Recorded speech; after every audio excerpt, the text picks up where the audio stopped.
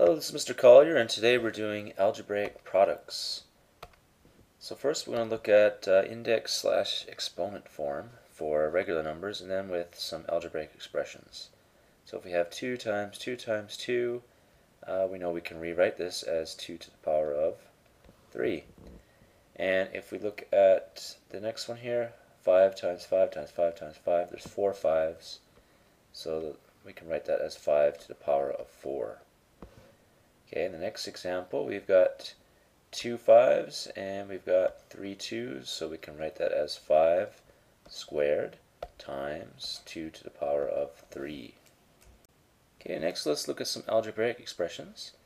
So if we have a times a times a times a, there's 4 a's here, and it's going to be a to the power of 4. And the next one is very similar to this one here. Instead of numbers here, we have variables. So we have 2 m's and then we have 4 n's. So you can write this as m squared times n to the power of 4. Okay, just like that. Okay, let's look at some more examples here. Expanding an expression. So expanding is going to get bigger, and we can write it like this. 2 times, so this means 3 times 3, so we can write 3 times 3. And here we have 4 times 4 times 4. So this is expanded form, just writing it out without the exponents. Okay, and the next one would be just 3 times 5 times 5. So that is expanded form, and we can do the same thing with algebraic expressions.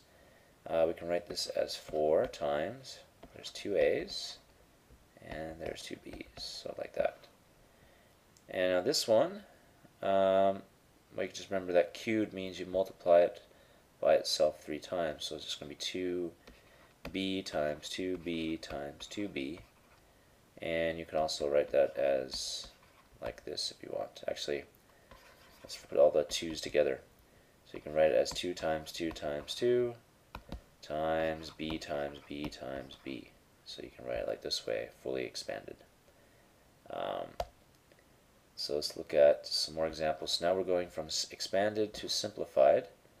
Okay, simplified, we will collect all the terms and write it as simple as possible. So we have a 3 here, and we have 1, 2, 3, 4 x's. So that's going to be 3 times x to the power of 4. And next example, we've got numbers and variables mixed here. So let's look at the numbers. If we have just -2 times -3, that will give you positive 6. And then we have a squared times a to the power of 6 is going to give you not a to the power of 12, it's going to give you a to the power of 8. You can see that if you write it out in expanded form. Okay, so you would have a squared is a times a. Okay, that's just the a squared part. And a to the power of 6, you would write 6 a's. So 1, 2, 3, 4, 5, 6. When you've got all these a's together, there's 8 a's multiplied by each other, right? There's 8 a's multiplied by each other, so it's a to the power of 8. And the next example, well, let's look at it closely. We've got a minus sign here, so be careful. We've got this product and this product, so we have to simplify those separately. And we'll have s times t is s t squared minus, and we can write this as 4t. And we cannot simplify this any further. We cannot add these together or anything because we have different variables here.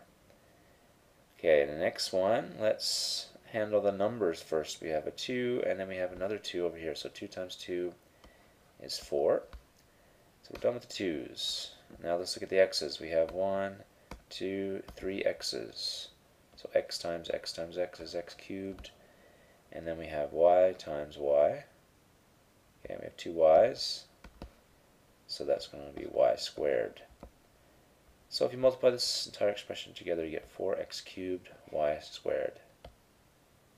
Okay, let's look at some further examples. So remember up here when we had a squared times a to the power of 6, we have a to the power of 8. So you can effectively just add the exponents together, because that's just 8 a's, right? Same thing here, if you write this out, you're going to have 20 x's. and then another 30 x's. So altogether you're going to have 50 x's multiplied by each other. And here similarly you're going to have 153 m's if you write it all out. So you're going to have 153 m to the power of 153. And here, so we can combine the a's and then the b's, right? You can't combine a's with b's, but you combine a's with a's.